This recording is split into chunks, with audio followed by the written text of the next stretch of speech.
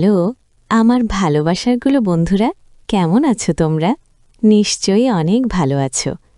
আমি তোমাদের ভালো রাখতে তোমাদের জন্য নিয়মিত সব নতুন নতুন ভিডিও নিয়ে আসি। আর ভিডিওর পাশাপাশি থাকছে তোমাদের জন্য সব মজার মজার গল্প।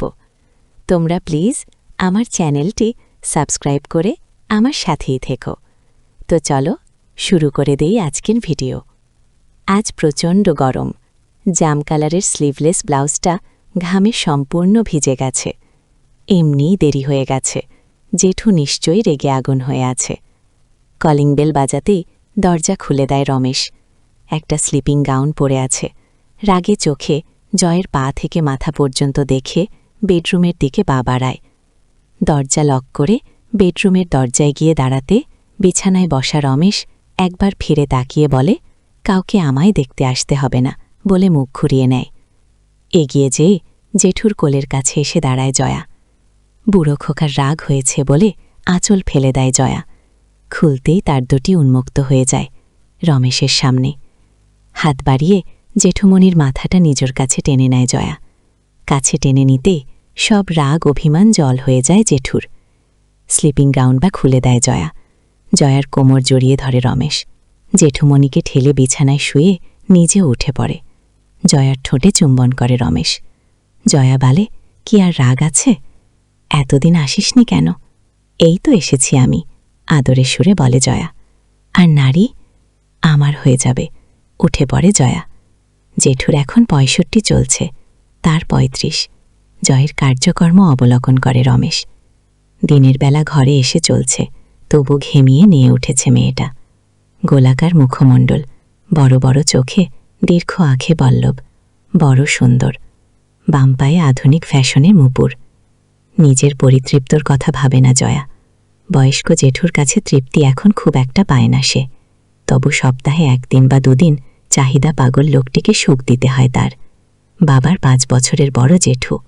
নিষিদ্ধ সম্পর্কের জয়ের তাকে টানতে হয়েছে অনেক দূর। তার স্বামী অয়ন সব জানে।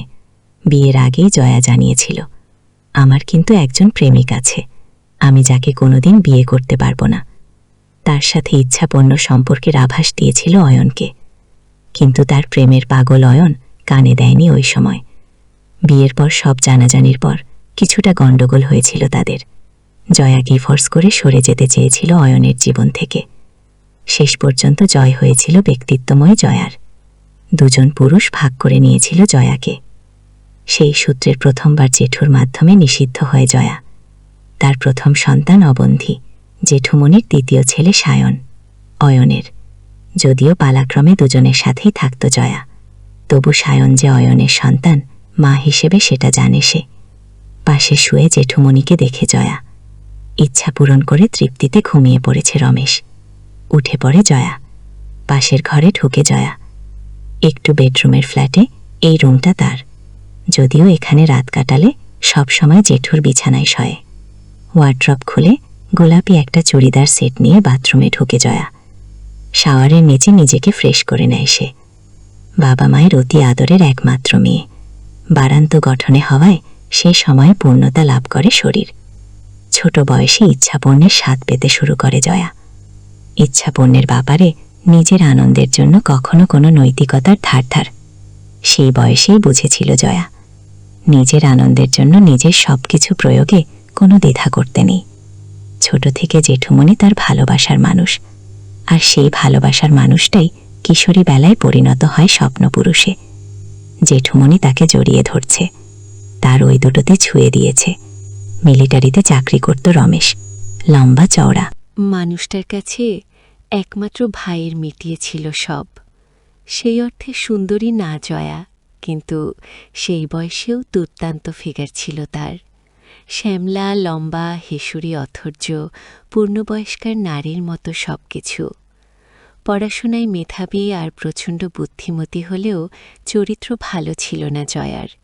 সেবার পুজোর সময় তাদের ছাদে পাড়ার ৩টে গুন্ডা টাইপের ছেলে, যাদের পুজোর কয়দিন খুব জ্বালিয়েছিল জয়া, যারা কোনোদিন জয়ের মতো সম্ভ্রান্ত পরিবারের একটা মেয়ের কাছে এরকম কিছু কখনোই আশা করতে পারে না, তাদের সাথে নিজের চাহিদা পূরণ করেছিল জয়া।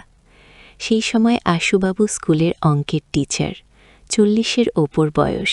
স্কুলের পর তার কাছে অঙ্ক টিউশন নিত জয়া। লাইব্রেরিতে রুমে নির্জনে তার গায়ে হাত দিত আশুবাবু।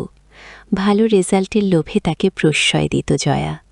প্রথম তার ওই দুটোতে ছুঁয়ে দিত, তারপর আরও গভীরে গড়ায় জয়ার জীবনে, বিশেষ করে জয়ের চাহিদা পূরণের জীবনে। জয়ের মা মমতার বিশেষ একটা ভূমিকা ছিল।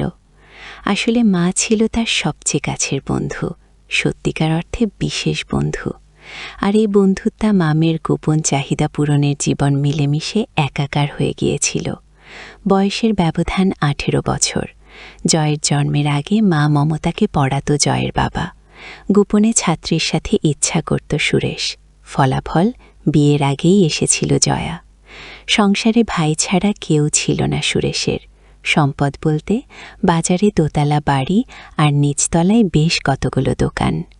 সেই ভাড়া দিয়েই মোটামুটি ভালোই চলে যেত সুরেশের। মিলিটারিতে চাকরি করত নরেন। বাড়ির আয় আর কোনো প্রয়োজন ছিল না তার, বরং প্রতি মাসে ছোট ভাইটিকে টাকা পাঠাত সে। ছোটবেলা থেকে মেধাবী জয়া, সেই সাথে দীঘল স্বাস্থ্য, বংশগতভাবে প্রবল ইচ্ছাপূর্ণ ক্ষুধা পেয়েছিল সে। ইচ্ছা পূরণ করার উৎসাহ মা মমতার কাছেই পেয়েছিল জয়া। আদরের মেয়ে বড় হওয়ার পর আদর কমেনি, বরং কোনো অর্থে বেড়েছিল। মায়ের কাছে কোনো লজ্জা ছিল না জয়ার। ছোটবেলা থেকে অনায়াসে মা মেয়ে একে অপরটা দেখত। বড় হয়ে ওঠার পরও একদিন স্কুল থেকে এসে কাপড় ছাড়ছিল জয়া। চুলের বেনি খুলছিল আয়নার সামনে দাঁড়িয়ে। অন্য দিনের মতোই মেয়ের ছেড়ে রাখা কাপড় কুড়িয়ে গুছিয়ে রাখতেন। কিরে, কোনো মাস্টারমশাই ইচ্ছা পূরণ করেছে নাকি? মা তুমি না দুষ্ট বলে মাকে মৃদু ধমক দিল জয়া। দেখি আরও কি হয়েছে বলে জয়াকে তার সামনে ঘুরিয়ে নেন। দারুণ ফিগারের মেয়ে দিয়ে তার সকল আত্মীয় চাওয়া পূরণ করতে চাইত সে। কোনো পুরুষের, এমনকি নিজের স্বামী জয়ের বাবাও যাতে জয়ের প্রতি আকর্ষণ হয়, সেই প্রয়াস চালাতে দ্বিধা করত না সে। সুরেশকে দেখতে প্রচলিত করত মমতা। সেই কথা স্বামী স্ত্রীর গোপন বর্ণনা আবার জয়ের কাছে বিস্তারিত তুলে ধরত। জানিস, তোর বাবা না আজ তোর বাথরুমে ছেড়ে কাপড়গুলো দেখেছিল? বাবা কি বলল? জিজ্ঞাসা করেছিল জয়া। আর বলিস না, আমার উপর সেই রাগ। তবে যাই বলিস, কাল কিন্তু ভালো করেছে তোর বাবা। তো বেশ, তবে বেশিক্ষণ রাখতে পারে না, এই যে সমস্যা। জয়াকে কোনো কাজ করতে দিত না মমতা। মেয়ের প্রতীকী জিনিস নিজ হাতে করত সে। এমনকি স্কুল থেকে এসে ছেড়ে রাখা কাপড়গুলো নিজে কাচত না, জয়া মায়ের জন্য খুলে রেখে দিত। রবিবার ছুটির দিনে মা মেয়ে স্নান করত একসাথে। বাথরুমে মায়ের সাথে খুনসুটি করত জয়া। মেয়ের বিভিন্ন পুরুষের সাথে ইচ্ছা পূরণ করতে আগ্রহ বাড়িয়ে দিত মমতা। তো বন্ধুরা, কেমন ছিল আমার আজকের এই ভিডিওটি? আমি জানি তোমরা আমার ভিডিওগুলো দেখে খুব সুখ পাও, তাই তো? আমি তোমাদের জন্য চলে আসি। তোমরা সবাই অনেক ভালো থেকো। বাই।